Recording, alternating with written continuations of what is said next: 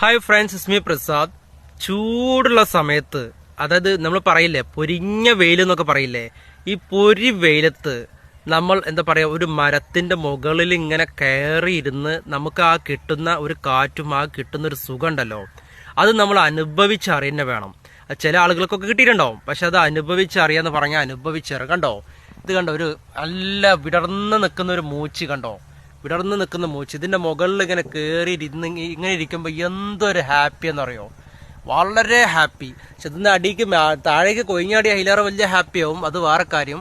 പക്ഷെ എന്താന്നറിയോ, ഭയങ്കര സുഖം. എന്താ പറയാ, നമുക്കിതൊന്നും പറഞ്ഞറിയിക്കാൻ പറ്റില്ല. കാരണം എന്താ അറിയോ, നല്ല കൊമ്പുകൾ വിടർന്ന് നിൽക്കുന്ന മൂച്ച് കണ്ടോ, നല്ല നിറയെ ഇലകളാണ്.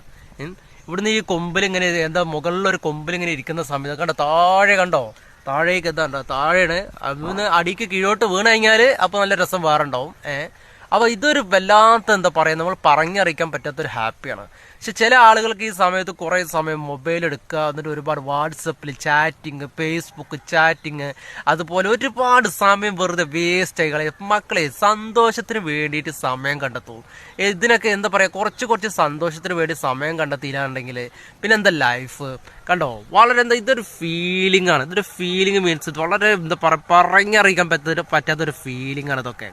നിങ്ങളൊന്ന് ചെയ്തു നോക്കുന്നേ.